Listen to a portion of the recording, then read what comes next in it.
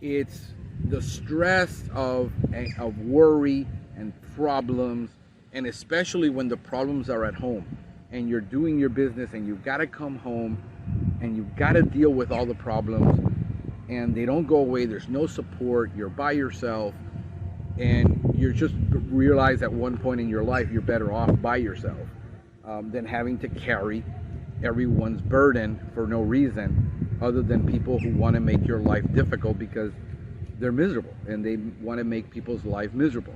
I'm dealing with so many people like that right now. I spend more time on the phone during the week ministering to other people than I do doing business lately.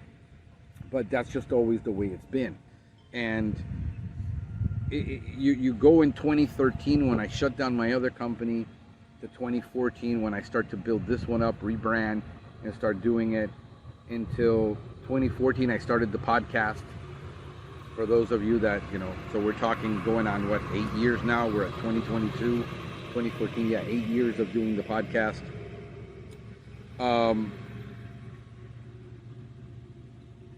You're working, 3 years getting it all done. And at one point you guys would hear me say, man, I'm constantly getting colds. I'm constantly getting colds. I'm constantly getting colds. Well, I found out it was the stress. When you're constantly stressed, how you doing? You're going to get sick all the time. And that was one of the things I had to learn to manage, was the stress that I was having, which is completely different stress than I've had before working. This time it was different. This time it was building a business where I had to have employees, where I had to have different things.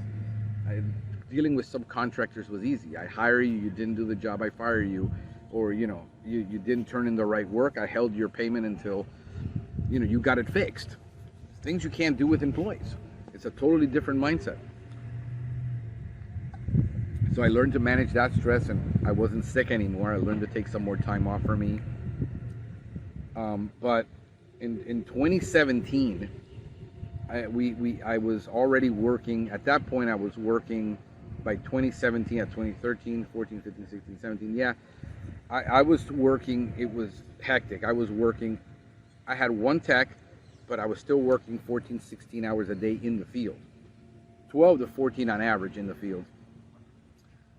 Because of all the work that I had to do that nobody else could do. Then I would still have to come home and be a dad and be a husband and do all this. And I started noticing this would get just cramped up. My back would get cramped up, my lower back. I got to the point I needed to get a massage therapist. The guy would say, man, I don't know what you do, but I've never worked on anybody's back that was this knotted up for an hour. And still, you're gonna need like a weekly. I literally had a point where I had a massage therapist on a weekly basis, because everybody handles stress differently. I internalize it. I'm not the guy that blows up. I'm not cussing at everybody. I just internalize the stress.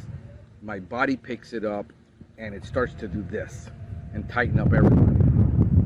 And when 2017 happened, we had a trifecta.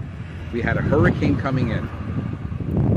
I had been a week without my blood pressure medication because they discontinued it, and the doctors had to change my prescription, and I couldn't get it anywhere. There was a day before the hurricane. That same day of the hurricane, my wife tells me, hey, I want a divorce. I'm calling it quits. Here I am running around with high blood pressure. Hurricane is coming. I'm trying to run frenzy, fixing all this, preparing for all this. I have to deal with this now at home. And my blood pressure just shoots through the roof. We were talking like 160 over like 110. Go to the doctor. She's like, we got to get you on medication right away. They put it. Oh my God, I felt like I was on chemotherapy. Here I am throwing up, head spinning for a week. I couldn't get out of bed. I couldn't work. I couldn't function. Thank God the hurricane was coming. I'd canceled a lot of things because that was happening. And then I started getting chest pains and chest pain and chest pain. I go to the doctor. He says, you're under a lot of stress. Your blood pressure has been high. Let me give you some nitroglycerin. Give me nitroglycerin. Thing calms down. He says, you're going straight to the hospital. we need to check you out because you might have a heart problem. So that checks out. I'm going through all of these tests for 2 to 3 days in the hospital. Turns out there's nothing wrong with my heart. I got a calcium score test. I've had every test done. My calcium score was like I had 0 plaque. It was like a 20 from a scale. She told me from a scale to 0 to 2,000, you've got 20. You've got no plaque in your arteries. Your arteries aren't clogged. You don't have any heart disease. There's no valve damage, nothing. You're just under a lot of stress. No kidding, right? But because I internalize it, my body, I've already been dealing with the massage therapist for a couple months now. It's getting worse. I'm running on adrenals.